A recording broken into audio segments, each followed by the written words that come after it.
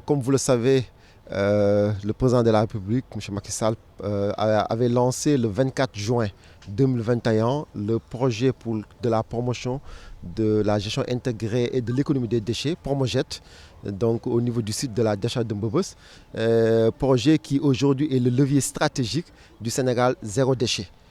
Sénégal zéro déchet vise effectivement à impulser une bonne dynamique communautaire pour la prise en charge de l'amélioration du cadre de vie, mais aussi surtout promouvoir l'économie sociale et circulaire des déchets pour que les déchets ne soient plus considérés comme un élément répulsif, mais plutôt comme une opportunité, comme de la matière.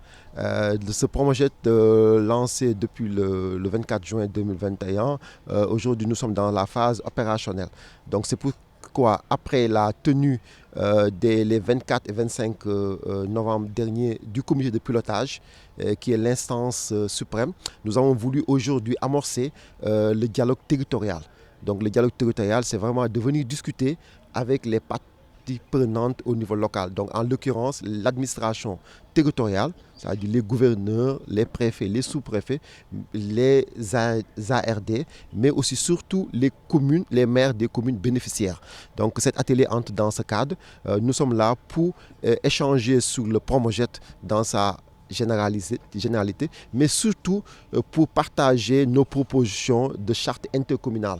La gestion des déchets, l'approche et les chaînes de valeur, donc ça va de la production des déchets jusqu'à son traitement, et le traitement, alors que le traitement et la valorisation, il faut aller vers une économie d'échelle.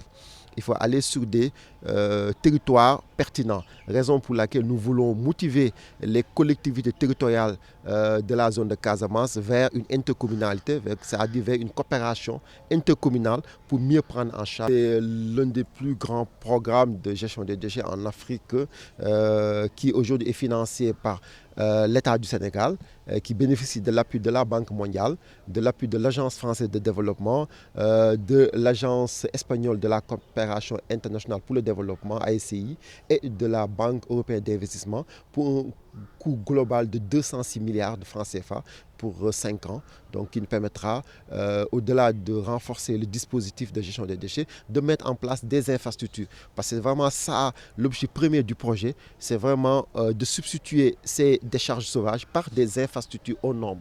Donc aujourd'hui, dans la zone de Casamance, nous allons construire au moins 3 centres intégrés de valorisation des déchets au niveau de chaque région, mais aussi nous allons construire des points de regroupement normalisés et des centres de regroupement et de commercialisation à l'échelle des communes pour permettre quand même aux charretiers, aux précollecteurs et aux communes d'avoir des infrastructures aux normes pour accueillir les déchets, les trier, récupérer la partie valorisable et de valoriser cette partie à l'effet de produire de la richesse, mais surtout de créer des emplois pour les jeunes et les femmes.